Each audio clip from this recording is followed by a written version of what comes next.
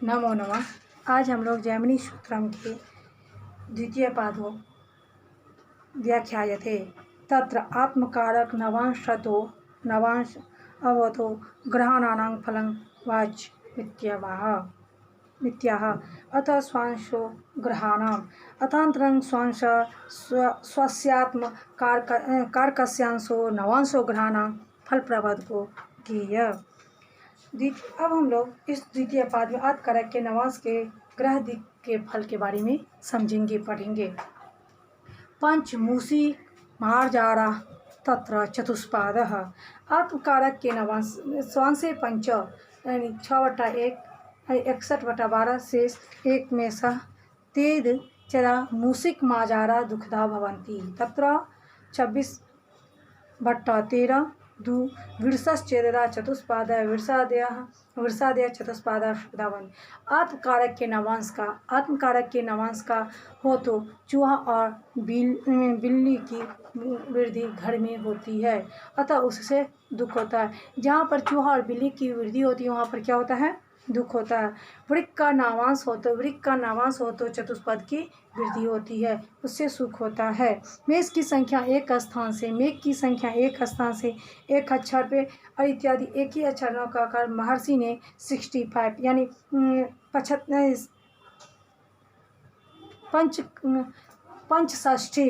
65 शब्द का प्रयोग क्यों किया? इसका जो एक ही वर्ण से संख्या बन जाता है तो फिर उसके स्थान पे दो वर्ण के प्रयोग से सूत्र में गुरुत्वापत्ति होती क्या होती है? गुरुत्वापत्ति होती है। एक आदि संख्या बोधार्थ पंच आदि शब्द अनेकार्थ युक्त है तो कारकांश में पंच यानी 63/13 शेष 1 शेष रहता है हो तो मूषक और मार्जार होता है। मूषक और मार्जार की संख्या कितनी हो तो उसके द्योतनाथ महर्षि ने पंच यानी 65 बोधक शब्द का प्रयोग किया था। उस जातक के घर में 5065 चूहे उपद्रावक होते हैं। इसी प्रकार जो है हम मिथुन नवांश में दांत खुजली, शरीर में स्थूलता 15वें वर्ष में होती है। कर्कांश में जल के भय से कुष्ठ आदि रोग 28 वर्ष में होता है। तो कारकांश सिंह हो तो 65 वर्ष में कुकुर आदि हिंसक जंतुओं से भय होता है। कन्या हो तो 18वें वर्ष में मिथुनांश तुल्य फल और अग्नि का भय होता है। कारकांश तुला हो तो 43वें वर्ष में व्यापार से लाभ होता है।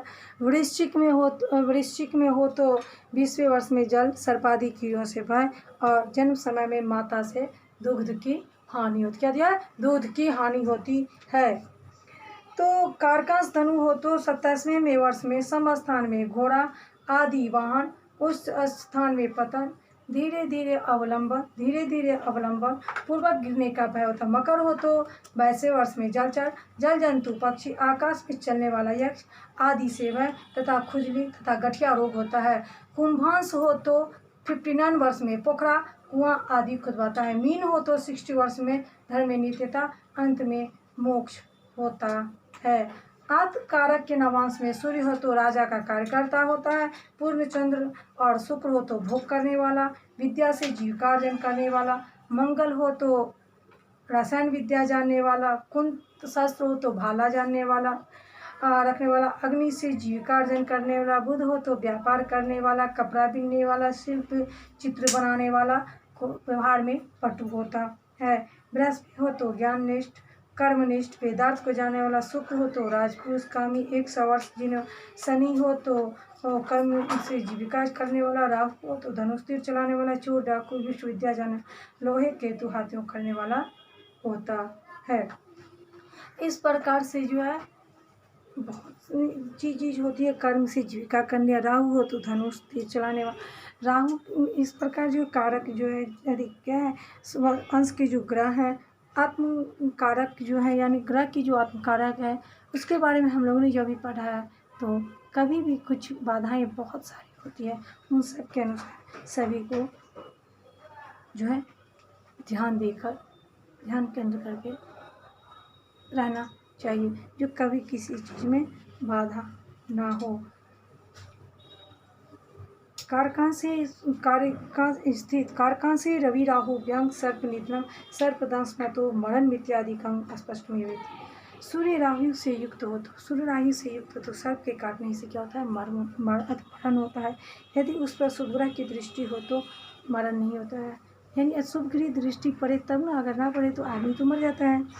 शुभ ग्रह से ही संबंध हो तो विश्ववेदी होता है। केवल मंगल की दृष्टि हो तो घर फूकने के लिए आग देने वाला होता है। यदि उस पर शुक्र की दृष्टि हो तो दाह नहीं होता है। यदि बृहस्पति की दृष्टि हो तो पड़ोस के घर को भी जलाने वाला होता है।